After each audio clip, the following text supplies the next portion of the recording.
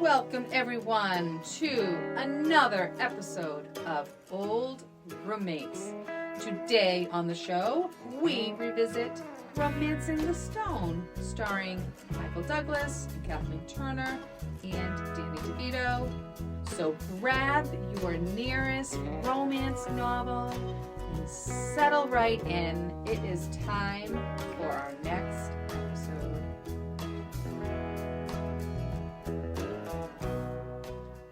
Hey, welcome everybody to Old Roommates, the only podcast that revisits pop culture through a middle-aged lens. This is Brian. And this is Christina. Actually, not to make it awkward, but I really don't like when you say the stars. Because I don't want anyone to think that Michael, Kathleen, and Danny are here with us right now. If you listened correctly, I said starring. Maybe you meant this episode is starring. You know what? Don't underestimate our listeners. My God. No one's saying, oh my gosh, Michael Douglas is here. Like We no one's thinking begin that. as we always Too do. late. You already began it the wrong way. We begin as we always do by talking about this movie came out March 30th, 1984. Mm-hmm. That means this movie is next year. This movie will be 94, 04, 14, 40. What? No. This movie will be 40 years old next Wow. year. Wow. Holy Mary. So let's talk about then. Christina, what was your relationship with Romancing the Stone? I loved this movie. Mhm. I saw it in a movie theater. I forget who I was with. But I remember watching this movie, being completely surprised, completely entertained. I loved the chemistry. I loved the storyline. There were so many different little twists and turns, funny surprises that I truly, truly enjoyed it. I think when I went to watch it, I thought it would be more like a Raiders of the Lost Ark. Okay. And I think it sort of is kind of like a Raiders of the Lost Ark. But it's not, it just has so much more to it and so much more humor that I was just so pleasantly surprised. I really like this movie a lot. What about you, Brian? Did you like it? No, not at all. So this is one of my favorite movies of all time. Oh my gosh, I didn't know my that. favorite movies of all time. And I love Kathleen Turner. Always have, always will. And I believe I did not see this in the movie theater. Mm-hmm. I saw this on probably HBO, VHS, and the love affair never stopped. I would watch this movie all the time. Loved it. I could recite it. I mean, it was so good. But I truly have not seen it in probably 25 years. Wow. Probably Same. possibly Probably more, seen it in probably ages. more than that. So I was excited to finally revisit. This is our second Kathleen Turner film after Roger Rabbit. Oh yeah, But, that's right. But yeah, I was excited to revisit this, but also fearful. You never know how it's gonna go. I'm telling Yeah. you, when I'm revisiting it, one of my favorite. That's like the scariest time to revisit a favorite movie because I'm so afraid I'm not going to like it anymore. Like I'm just afraid I'm going to see all these different flaws and things. So and sometimes that does happen. Yeah. But So when did you rewatch it? so I rewatched it.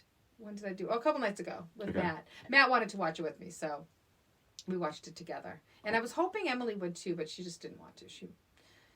She actually watched Cry Baby. Oh, okay. So I'm like, really? But anyway, it's fine. She's 15. So what was any immediate notes, any immediate thoughts when you're For now? rewatching are we now? doing I it said now? now, yeah. I was excited Yeah. to see it. I forgot about the beginning where it was part of her novel. Oh, okay. And as soon as it started, I'm like, oh my gosh, I forgot about this. And it was just so fun. I kind of just got transported back and I was like, oh, this is fun. And I knew right then, I'm like, oh, this is going to be a fun revisit. There's such an energy to this movie, Mm-hmm. and it's so lively and exciting and fun and colorful, and it's so good. And yeah, and it's funny because I was like, how does this start? And then as soon as you heard the narration, I'm like, oh, I totally remember everything. Yes. I remember everything. Every single part. Because this movie really does something really great, because we've seen so many movies, particularly 80s movies, where the main character is good at this sort of an innocuous, weird skill, right? Mhm. That just very coincidentally comes back to save their life towards the end of the movie, right? We've Right. seen this a lot. I can't think of anything off the top of my head, but Right. you know what I'm I talking know, I'm about. It's trying like, to think too. oh, this like little kid is really good at throwing rocks in a, in a bottle cap. You know what I mean? Yes. And of course, like the thing that's going to save his family is if he can throw this little rock in a bottle. Yeah. So, but this is super interesting because so she has a knife. So basically, it's being narrated. This is in Joan Wilder's book. This woman is trying to defend herself against the sleazy villain, Grogan. And she has a knife hidden on her thigh, and she flings the knife and kills him, and he dies. Yes. Which is called back later on when Kathleen Turner, when Joan Wilder has to do it, and it doesn't work at all. Not work. It does not work. But you feel like it's going to, You right? completely You're feel like oh my it's God, going this is how to. they're gonna save And then me. the all of a sudden it's music, like, oh. and the music is like, tick, tick, tick, tick. It's like, oh shit, it didn't work. And then her sister faints. It's so good. Yeah. But in the beginning, yeah. So there's like the guy, he spits. He's like this, like the imaginary villain is like, he's Yes. gross. And so she kills him, and she says, "That was the end of Grogan, the man who killed my father, raped and murdered my sister, burned my ranch, shot my dog, and stole my Bible." Yeah. Oh my God. It's so And good. you just know what you're getting yourself into. It's Yes. so fun, funny, like it's really, really good. Well, Great. I even like the fact that you said like it's bright and light, Yeah. and, that kind of thing. A lot of these adventure movies, they're they're in the middle of the jungle or they're Yeah. doing something, and they're so dark. Yeah. And you feel Yeah. feel gross because they're covered in shit and Yeah. they're just tired and it's raining Yeah. and it's dark. In this movie, it has plenty of adventure Yeah. scenes, but it never feels heavy like that. Yeah, it's like because they feel like real characters. Neither of Yes. these people are adventure seekers. This guy just Right. sells birds. He captures exotic birds and sells them. Yeah. She's a writer trying to bring a map to help her Mhm. sister. Like these people are not they're not well versed in adventure. Right. So it's really funny. Because like she's complaining about the rain. She has high heels. He chops her heels off. I mean, Love that. I there's love that so many Just- yes. funny things because they Chucks the feel suitcase. they feel real. I mean, they're movie star gorgeous, both of them. I mean, like they really are. And but I was shocked seeing Michael Douglas. I never really found him to be super attractive. Mhm. And in this movie, I'm like, wow, he is hot. Yeah. Like, he really is I attractive though in I this movie. hated when he's all cleaned up and it's the Oh, white. yeah, he's not as good, That I don't like that outfit at all. Yeah. So Joan Wilder gets a package from Colombia. Her sister's husband, so her brother-in-law, Eduardo, we find out, was murdered. Before he was murdered, he sent her essentially a treasure map before he dies. Have they found her husband's body yet? No, just the one piece. Gloria is her agent, played by Holland Taylor, who's I love her in everything. damn good in every fucking thing she does. She's hilarious. Yeah. Gloria, she is so damn funny when they're sitting at the bar. And by the way, did you watch the deleted scenes? I did not. There was a different agent. It was a man. What? And he was so like cranky towards her. And he was like questioning the name of her book, Romancing the Stone. Like he was just not a super nice guy. He would tell little lies to her. Like she's like, well, wait, I don't know if I'm really ready for a lot of people. It's not going to be a lot of people. It's just a book signing. And there's women like with their faces pressed up against the glass and they're all screaming. So Joan Wilder, and it's unfortunate because some of these deleted scenes would have really added stuff because you got a much more of a sense of her popularity. Yeah. Which is why in Colombia, that random guy knows her. Oh my God, so, which funny. is like very much a movie moment. But if they left some of the deleted scenes in there, you get a sense that she is much more famous than the movie's letting on. The other thing that happens is at one point in the deleted scene, her doorbell rings and she goes over and she's like, hello? Hello? She runs to the window and she sees the man, Oh. Zolo. Interesting. Which is why when after the whole bus incident, she sees him and you understand it more. Like, first it's very confusing because there's all those people everywhere and he's like, oh, yes, that is the bus. And then she's kind of looking at him and because of the deleted scene, it meant something different to me this time. Like, she has a very real reason to be afraid of this guy. I mean, is he creepy looking? Yeah, sure. But I she don't know if I would have, like, I don't know if she would have believed that this is the right bus, though, if she was so suspicious of him already. I think she was rushing so fast because she was afraid of missing the bus. At the same time, I struggled with that scene too because he could have just killed her.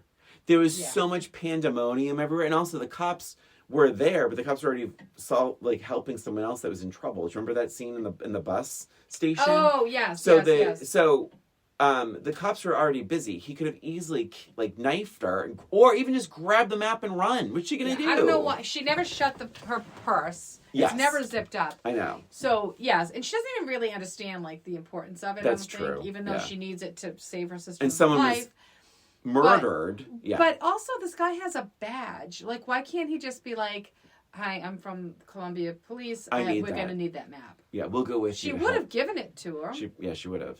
It's an authoritative figure. But let's get back to the Holland Taylor. Yeah. Loser. Oh wait, they're at this bar looking at the guys. Wimp, loser, major loser, too angry, too vague, too desperate. God, too happy. Like, she's going on and judging every single child, every single person. Yes. I was dying. So funny. I do love when Joan Wilder, when it cuts to her in real life, and she's like, God, that's good. Yeah, it's great. End. Yeah. And how crazy, they're just typing that much and then bringing that big manuscript. Right? Oh my God, it weighs like a ton. But yeah, I mean, this is so many little things in this movie that made me laugh that I remembered. Mm-hmm. Like, even just walking around trying to find tissues, and everything's gone, and then she sees a post-it saying buy more tissues, and that's what she blows her nose in. Yes. Like, that kind of stuff just made the movie for me. Well, it makes it more human too. Yeah. Like, it's super relatable in that, oh my God. And then I'm sorry, one of the biggest laughs, and yes, I rewound it twice. Is this the bus to Cartagena? ¿Qué? Is this the bus to Cartagena? ¿Qué? I need to get to Cartagena! And the guy is because now he's looking at her and he's not seeing where he's driving. He crashes right into Michael Douglas's truck, and you just hear everyone start screaming and oh my God. It is so effing funny. Yeah, that was a great scene. And she's awesome in this, I have to say. She's so funny. She's so funny. Yeah. She's beautiful. She's believable. She's relatable. She's brave. Yeah. She's smart. She's such a great character. Yeah. Great character. He does save her when he pulls the gun in the very beginning. He pulls the gun on her and she does scream. She's like, "What?" And he's like, "Give me the map. Yeah. And then she's like, "Help," whatever. And then Jack does save her. But from there on out, she's saving herself. She is the real hero. And even when Zolo goes crazy with his one hand, and she's like, "Jack, help me," he eventually lets go of the crocodile and goes up the wall to save her, but she's already saved herself. Yes. So I loved that. Yes, that's amazing. Yeah. Yes. That was good. I think a weaker movie would have been the swashbuckling hero, just like in, whatever. But even in her books, the heroine saves the day. Okay, I did love, though, when she was like, he pulls the gun and she's like, "What?" Yeah, I love that. It's such a real moment. Wouldn't you have said the same thing? What? What is going on? We were getting along so well. Oh, really interesting. Did you catch it? He calls her, Jack calls her Angel. Oh. Yeah, just like in her book. So he's like, "Angel, you are hell and gone from Cartagena." Well, and then the boat is called later on Angelina or something like that, right? Yeah. Yes. I think so. Yeah. Oh God. Yeah. So Zola, we find out that Zola is actually the guy that killed her brother-in-law. Yeah. And then we meet Ira and Ralph. So funny. Love Danny DeVito in this. Mm-hmm. Great. He's a great little character. He's a villain, but you actually do kind of love him. He's so bumbling, and he's just, you don't see him as really a threat. Yeah. You never really see him as a threat. No.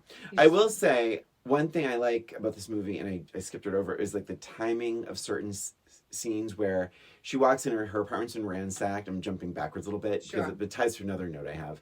And her cat jumps in her arms and she screams. And you kind of think that's over. And the phone rings. And then the phone rings. So loud. And that is terrifying. And then she's like, is nothing sacred to you? Because like he ruins her shoes. Right. And she says, those were Italian. He says, now they're practical. And she bends over to put her shoes on, and the tree bark that is right behind her is blown to bits by a machine fire. And then she's like, huh? And she lifts her head up, which is a totally human thing to do. Right. And but it's so much of this movie is so popcorn, like fun, because of those timing moments. Yeah, it's great. It really is. It's great. I really enjoyed it just as much, if not better. Something I've always noticed that has always bothered me is when she swings across the bridge. Yes. And then he does, but which is so funny. It's great. And then he does, but he hits the rocks. The rocks completely bounce. Mm-hmm. Yeah, it's pretty noticeable. Yes. I get it, but it's noticeable. Right. And was that when he's trying to climb up, and that's when she's drinking the nip? Yes. Yeah, so he's hanging on for dear life, and she's just so rattled, and she's just like, oh my gosh. And she's like, digs out the nip from in her pocketbook. Oh my God, so funny. So funny. Again, very relatable moment. They find this abandoned plane, very good, and there's weed, olives, magazines, and whiskey. Mm-hmm. Perfect. Then they are going to this town, and they see all these rough guys. Yep. And then she explains that she's Joan Wilder and Juan. Well, and again, this is another part where she basically saves them. Yeah. Because he's ready to like turn around and like blow him away, and she's just like, "Hi, we're just looking for a car." Like, it's you don't have to blow these people away. Right, yes, they're scary, but let's just talk to them first. Right. Let's see what's happening. So funny. So that was really funny. And then of course that's like my favorite part of the movie is when they're trying to get in, and he's like, "Get out of here, get out of here," and then. Write yourself out of this one, Joan Wilder. And he's like, Joan Wilder? Love it. Loved everything. And then that whole scene I love, because then you walk in and it's like this beautiful, house, basically. And, he has the books, and it's such a fun, again, light, fun, awesome scene. Mm-hmm. And my favorite pig. Like he spins out the car out of control because he's going to run over his favorite pig, which is super sweet. So cute. Love it. Oh my God. And then Danny DeVito, they go to Danny DeVito. He's on the phone explaining like that they're here. She's with a guy, and Ira said, he's Ralph. Ira's the other guy. And Ira says, right. She's with the guy. Why is she with the guy? And he goes like, 'cause she likes guys. So do you, maricon. Which maricon is actually super offensive. It essentially means like it's a slur for a gay guy, which is really funny. Yeah, I had no idea. Yeah. Okay. I have a negative.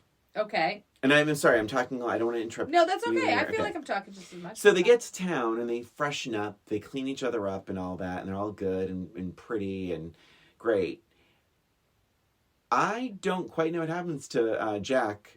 Within this moment, he becomes like almost like slightly like a scary stalker boyfriend. Yes. Someday I want to take you and sail around the world with you. I'm like, you change your tune a little bit. Yeah. A little bit of a crazy boyfriend. Well, he's doing it purposely. He's romancing the story. Okay, so let's talk about this. Now I've seen this movie about 105 times. Okay. Even through my middle-aged lens, it was not clear to me that that's what he was doing. So that is, yes. And I feel like I didn't see it the first time either, but I noticed it before this time. But yes, because remember, he sees Diablo's little fork thing, right? So he knows that he needs to get this map. Why he doesn't steal it, again, it's unclear. I guess he likes her a little bit now, okay? But it's at that moment. That is the actual moment. And remember, he's reading her book. So he's kind of getting like where she's coming from, right? Oh. So he's kind of getting. I mean, I don't think you read the whole book, but I think he's getting an understanding of like how can he manipulate her. Oh my God! I never caught that. Yeah. So, and that's why it's called romancing the stone. Well, Christina, I guess I'm just a hopeful romantic. Maybe you are. Hopeful.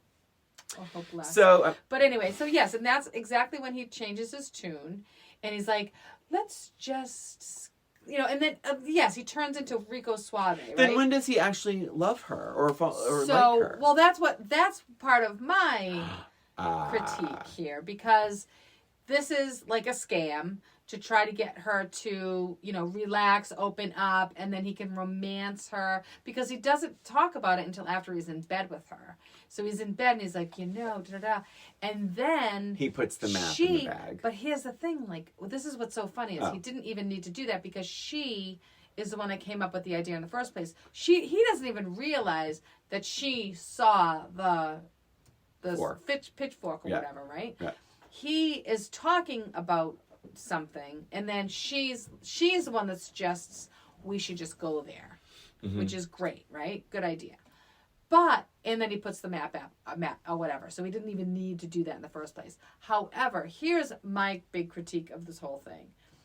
They know that they're going to have to go back into this place and dig and find this treasure, correct? Why didn't he go out and buy her a pair of pants? She's still in her dress. She's still in her heels, without the heel, but still. Wouldn't you be a little bit more prepared at that point? You're going on an adventure. Buy a backpack. Well, so, okay. Yes, however, they had to make a run out of that hotel because Zolo showed up. So maybe the plan was, let's get some gear. Okay. Yeah, so maybe that. All right, but I'm blown away. I am having an aha moment because I fell for that hook, line, and sinker. Yeah. I really thought it was like, wow, he's coming on pretty strong. He suddenly just loves her. And then I was like, oh, why does he love her? Why? Because she took a bath and she looks like Kathleen Turner. Right. No, it's like, plan. Oh my God. I said he lays it on so thick that she probably should have been a little more suspicious. Yeah, because she's smart. But I love that she figured it out before he even suggested it. I love that he's trying to hotwire the car. She's like, try the key. Yeah. Love that. I also loved the references to her other books. And this is annoying to me because I really wanted to get more information about the other fictitious titles of her books, because I think that is probably hilarious. Yeah. And I don't know, maybe they're mentioned a little bit more. Maybe you can see them more. We see the posters and the books, and Juan has some of the books, and you see some of the things there. Yes. Yeah. But a couple of them that I picked up: Treasures of Lust and Love's Wicked Kiss. So funny. I love it. I love it so much. I do love the one thing after another stuff that eventually this movie hits a zone and it just never stops. So it's like they get the stone, Ralph pops up, they catch Ralph, they get the stone back, they do this, they maneuver the car, they fall off a waterfall, blah, blah, blah. It just becomes non-stop. Yes. And you're like, holy shit, oh, we're already here. Because then you're remembering the movie and you're like, oh, it's now. This is all happening. Yeah. It's so good. It is action-packed and it's fun. Yes. I actually do prefer this. I'm just going to say I definitely do prefer this movie to Raiders of the Lost Ark, and I prefer it to Temple of Doom. And I love Temple of Doom. Yeah. But just in terms of I think it just has the fun thing. It does. Yeah. And honestly, it's so hard to even, I know everybody compares them, right? But these are two completely different genres as far as I'm concerned. I feel like this movie is a romantic comedy first, then an adventure second. Raiders of the Lost Ark and Temple of Doom. Yes, that one. They are adventure first, with some romantic comedy sprinkled in. Yeah. I think it's two totally different shelves on the movie store. Yeah. So you want to compare them, but they are very different. Yeah. Crocodiles shed tears when they eat their prey. I never knew that. I never knew, because crocodile tears, you hear that all the time. But when you realize the meaning of it, it's because you would say crocodile tears when the person's being a little unconvincing. Yes. Save your crocodile tears. And crocodile shed tears when they eat their prey. The villain, Zolo, says that. Interesting. And then he cuts her hand open. Oh, And I wrote, hated that holy then. shit. I know. I think they wrote, holy shit, then and now. Yep. That is so in your face. This movie's PG. I mean, not that it deserves certainly not an R, but that slicing of her hand looks incredibly real to me. It does look very real. And I remember being young and being like, oh my God, wait, they're hurting the heroine? Like, Yes. yeah, it's shocking. And then it's even Yes. shocking now through middle-aged lens. Like, it's still super effective. The crocodile's flipping and flopping all over the place. Really, really, really, really good. And there's a deleted scene where, because the crocodiles kind of come out of left field, they sort of just walk over to the crocodile pit. There's actually a scene where she gets there and she has to walk through all these crocodiles. Oh, yeah. wow. Yeah, and they cut the scene. It was actually a pretty good scene. I'm telling you, if you rent this or if you have this DVD, watch the deleted scenes are really worth it. They're I'll have to good. check it out. Yeah. So yes, and I loved the use of the crocodiles. I loved the again, little surprise endings are all over the place. Just That's right. The sprinkles. knife. He stops the knife with a piece of wood. Yeah. It is so shocking and surprising. And then he's Everybody like, is shocked. yeah, and he's trying to like kill her, but luckily he only has one hand, so she's sort of outpowering him. And then finally she takes a cigarette and burns his face. Yeah. When they fall to the ground, she ended up needing stitches in her my head. gosh. Yeah, yeah. Wow. Um, and then even like the whole, Jack scene when he's chasing the crocodile now because the crocodile has swallowed the stone. yes. And he's chasing the crocodile. He has the crocodile. That's exciting in itself. The crocodile's trying to jump into the ocean or whatever, and he has it by the tail, and then he hears her screaming for help, and he's just like, oh. Now he's trying to reach his gun and hold the crocodile at the same time, and couldn't, and had to let go of the crocodile. So that's heartbreaking. I felt bad for him then. Yeah. Like, oh, there it is. Yeah. And then he grabs the gun finally. No bullets. Right. So that's a whole thing. I like those kinds of endings when it's like this, and then he's trying to climb up the building. Well, it's even before that. At first, you couldn't even get a good shot. Yeah. And so he's like, and then he can, and it's like, oh, he can't. So it's Yeah. it's that thing of that timing of this movie is like that one thing after another is so fun and so good. And then climbing the wall, and he Yeah. falls and starts sliding down. I'm like, oh my gosh. And you feel that she's in danger, but you don't ever feel like she's weak. And I think that's a really nice she's so thing. strong. Yeah. She so saves herself over Yeah. and over and over again. I did say the very, very end. Oh, by the way, that actor who plays Zolo, who's so scary, he's so good. In Oh my this. God, he's such a good villain. You believe his hand was totally eaten. Yep. His pain, his anger, he's so good. Manuel Ojeda, Ojeda. I don't know. I didn't Google him or anything, but so good in this movie. He's great. And so I have a negative for the ending. I do too. Oh, interesting. I've seen this movie a million times with a middle-aged lens. I feel like it should have been a bigger movie moment. I found that she was too confident. Like, again, because we know this. She had time to write the book. They did say it was fast. We wrote it so quickly. Yeah. It had time to be edited by her editor. It has time. So it's like some time has gone by. She has this newfound confidence for sure. We see her sort of dismissing all the street vendors and stuff and just really enjoying herself. She looks very beautiful, her windswept hair. Gorgeous. But then out of nowhere, she sees the boat and it's him. And it's like she saw him 2 hours ago. Yeah. Something's weird about it. And I don't know. And I didn't find a deleted scene that... Like, she seemed like she almost seemed to just expect him. Yes. The acting is weird there. From him and from her. Yeah, I don't like it either. It feels very tacked on. Yeah. I don't know how I would change it. Yeah. But one thing that really irks me is this enormous boat is in the middle of the street. Yeah. Outside of her apartment. Yeah. And it's not until she's like right in front of it that she notices it. That to me is super annoying. I just don't like it. I don't know why people aren't gathering around it. Right. It just seems really weird It's to weird. me. And I honestly, back then and even now, I hate how she acts with him. At the end. Yes. I just hate how as she crawls up, she grabs the flowers or whatever, and she goes, and it's just a weird forced line, which is like, wow, if I were to die, There's no There's place. nowhere on earth I'd rather be. Yeah. And I'm like, ugh. It is, and Gross. she's not very good in that final scene. Like, there's something about it that is, she's way too confident, way too come hither. Yes. Like, I don't care how fast you write a book. I mean, even if this book took 3 weeks, that means she hasn't seen him in 3 weeks. She has no anticipation of him ever coming back into her life. Right. And now he's literally picking her up to drive her off into the sunset on this new journey. She seemed to expect all of this, and I don't think it's the right choice. It's just not surprised at all. I agree 100%. Like, it's a shitty way to end a great movie. Yeah, it was just a disappointing ending. I have quite a bit of trivia, but we should talk about more, less, or about the same.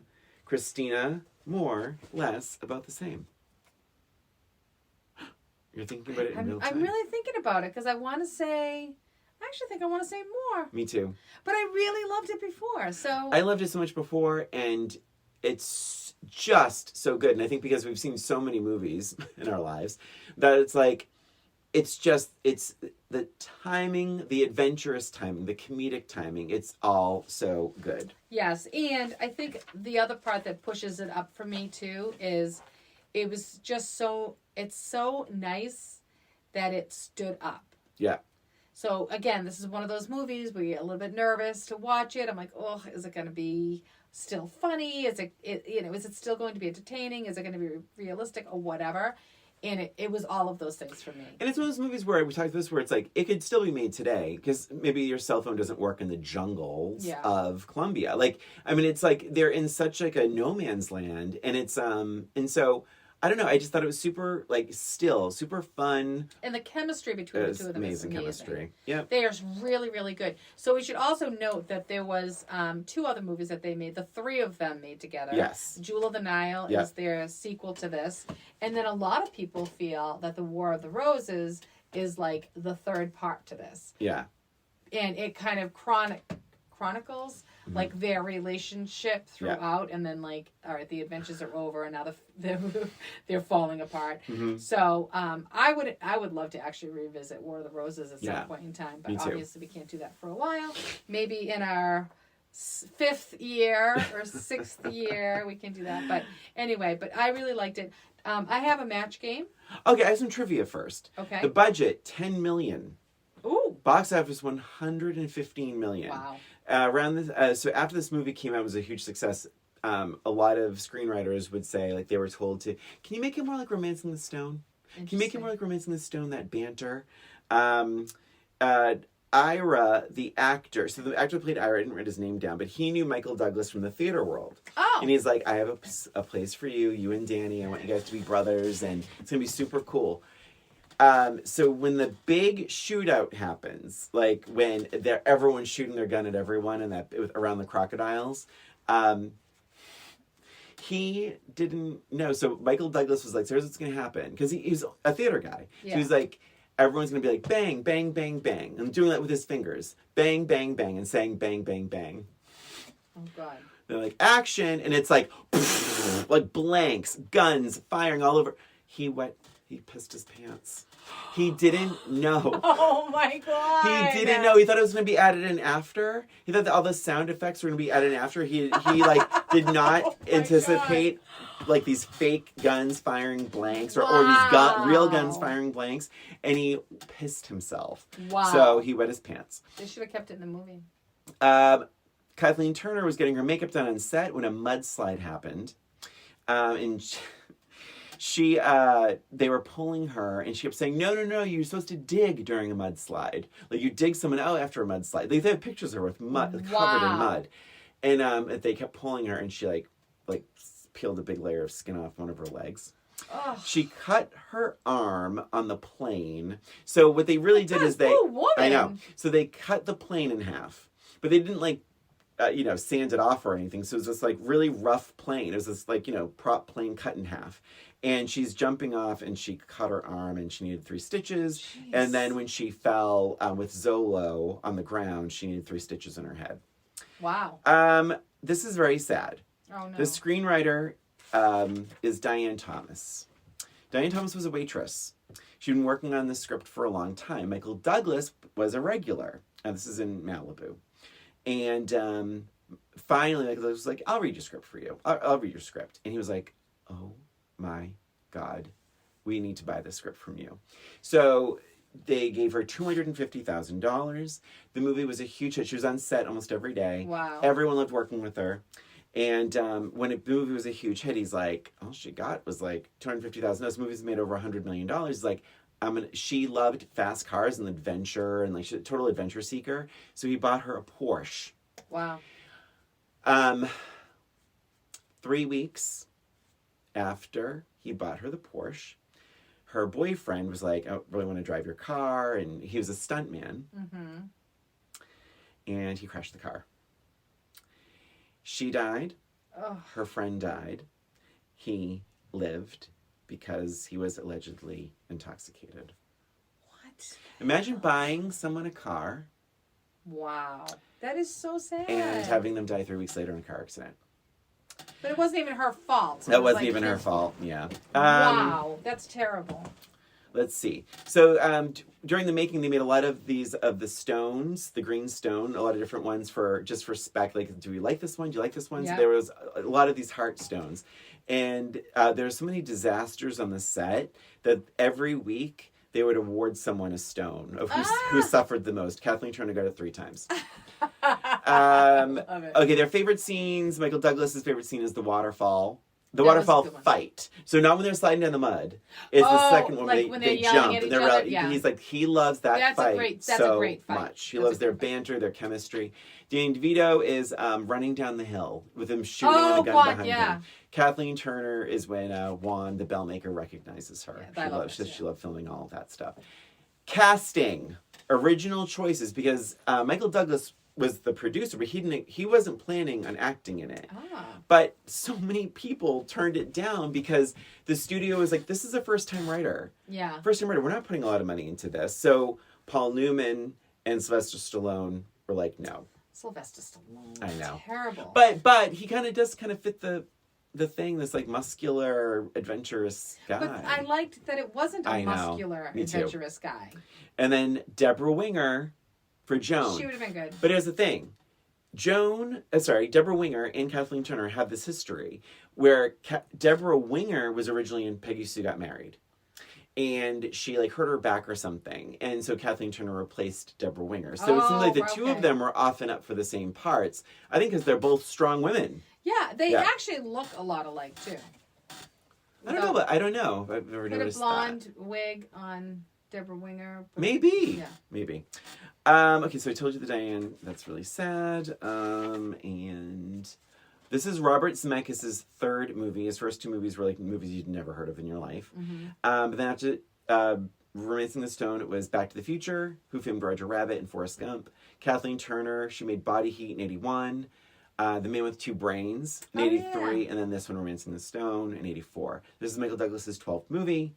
Danny DeVito made One Flew Over the Cuckoo's Nest in 1975 with Michael Douglas as producer. Then was in Taxi from 78 to 83. Then made Terms of Endearment. And then made this. I And loved that's him in Terms of all Endearment. that He was trivia. so good in that. That was one of our revisits way back when. Terms of Endearment, yeah. Did we With talk to? I don't Deborah think we Winger. I don't even think we. That's right. And that I don't even think we talked about Danny DeVito in that, did we? We did. Did we? Yeah, because he was this little like southern. Yeah, didn't he have a southern accent to him or I anything? think so. All right, match game. Do you want to go first? Sure. Okay. All right. It's kind of an easy one. Oh. All right. Joan Wilder. She moved out of the romance novels Oh. and into porn scripts. No. Oh boy. Christina, we might Yep. have the same. Her most successful was Romancing the Blank. Is it the same one you have?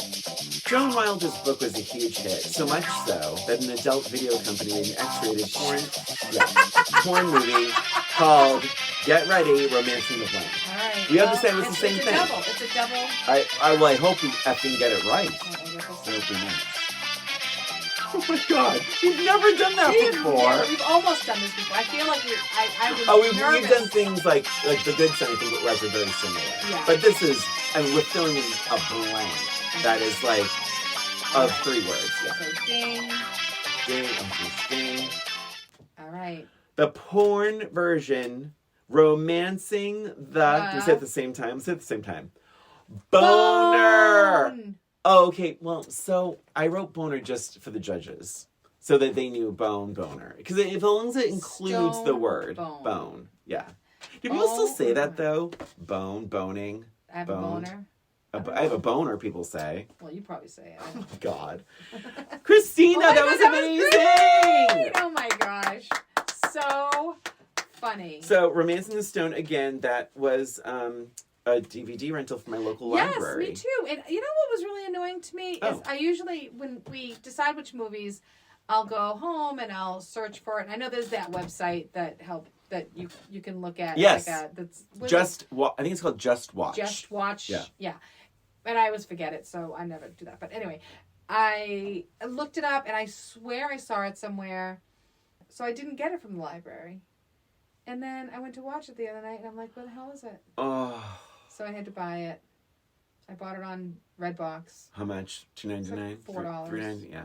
Oh my So God. I was really annoyed because usually I'm really on top of that. But I'm Yeah. like, I was wondering if maybe it was somewhere and then it left. Because that's the other thing that can happen. It's there for 3 years and then the day you want to watch it, it's gone. Mhm. But anyway, so yes, you rent it at the library. Support your local library. We are. I love huge- my library. I love my library Yeah, too. I love it. You get anything there. They have events and they have a great children's section, which I don't really visit too much anymore. But I get my puzzles from there. Well, it's great for me because it takes me a lot to finish a book because sometimes I just give up, and so it saves me from buying a bunch of books I'm never going to Yes, finish. Yes. So it's like, yeah, and I like reading like older books. Yes. You know, And I so- love books, like the Yeah. actual books. Yes. Yeah. So I know that the libraries also will provide Kindle versions Yeah. of it, things like that. I don't know how that all works, but anyway, yeah. So support your local library. We And, love them. Yeah, and that was and it ties into perfectly because Joan is a writer, so there you go. Oh my It's gosh, all right. full circle. Yes. And that, friends, was Romancing the Stone. And that's it for us and for this episode of Old Roommates. Thank you for listening. Please remember to follow us on Instagram or YouTube, where we have our episodes as well as a little extra. And if you have any questions about our show, any suggestions for movies we could revisit, reach out to us at oldroommatespod@gmail.com. Thanks again for listening. This is Brian. And this is Christina. Until next time.